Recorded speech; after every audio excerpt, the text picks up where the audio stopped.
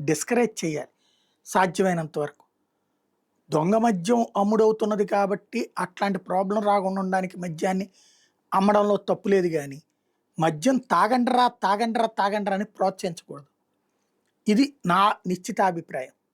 అదే సందర్భంలో లిక్కర్‌కి సంబంధించి ఏదైతే మీరేదో 2 పెగ్గులేసుకొని పడుకుందాం అనుకుంటారు, ప్రశాంతంగా పడుకోనియట్లేదంటే ఆడిప్పుడు 2 పెగ్గులేసుకొని రోజు పడుకుంటాడు.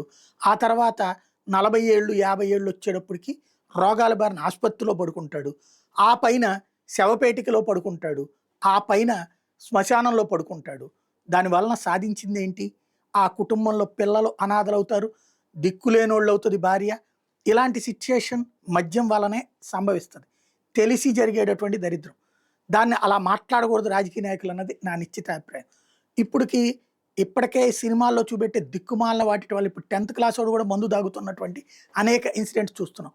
మత్తుకు అలవాటు పడిపోయి గంజాయి, మద్యం మత్తుల్లో అరాచకాలు చూస్తున్నాం. ఇంకా ఇంకా ప్రోత్సహించాలి. ఇప్పటికే ఆడవాళ్ళు తాగటం బిగించేశారు. ఇది ఇంకా ప్రోత్సహించాలా? ఇప్పుడు తాజాగా సాక్షి రాసింది నిజమైతే ఈ బయట మరి నేను వినలేదు కానీ వీళ్ళు చెప్తున్నది నిజమైతే మాత్రం దారుణం. రాష్ట్ర శాసనసభ స్పీకర్ అయ్యన్న పాత్రుడు నెరెడ్కో నిర్వహించిన వైజాగ్ ప్రాపర్టీ ఫెస్ట్ 2025లో సంచలన వ్యాఖ్యలు చేశారు. జోదాన్ని ప్రోత్సహించారు. పర్యాటకం ఎలా అభివృద్ధి చెందుతుందని సొంత ప్రభుత్వాన్ని ప్రశ్నించారు. టీ తాగడానికి పర్యాటకులు ఎవరైనా విశాఖ బీచ్కి వస్తారంటూ ప్రశ్నించారు. విశాఖ బీచ్లో భార్యాభర్తలు 2 పెగ్గులు వేసుకునే కల్చర్ ఉండాలని, భర్త బీచ్లో కూర్చుని 2 పెగ్గులు వేసుకుంటే భార్య ఐస్ క్రీమ్ తింటే ఎంజాయ్ చేసేలా ఏర్పాట్లు ఉండాలన్నారు. అవేం లేకుండా ప్రభుత్వం పర్యాటకులను విశాఖ రమ్మంటే ఎందుకు వస్తారని ప్రశ్నించారు.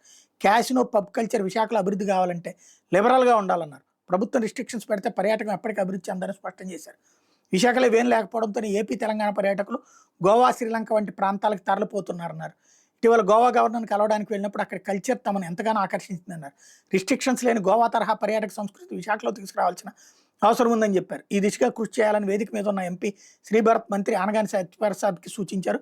విశాఖలో కొంతకాలంగా రియల్ ఎస్టేట్ దోపిడీ పెరిగిపోయిందన్నారు. చెరువులు, ప్రభుత్వ భూములు, అనధికారిక లేఅవుట్లు పెద్ద ఎత్తున పుట్టుకొస్తున్నాయన్నారు. వాటి సమాచారం ప్రభుత్వం దగ్గర లేకపోతే తానిస్తానన్నారు. మళ్ళీ అయ్యన్న సంచలన వ్యాఖ్యలు అన్నమాట.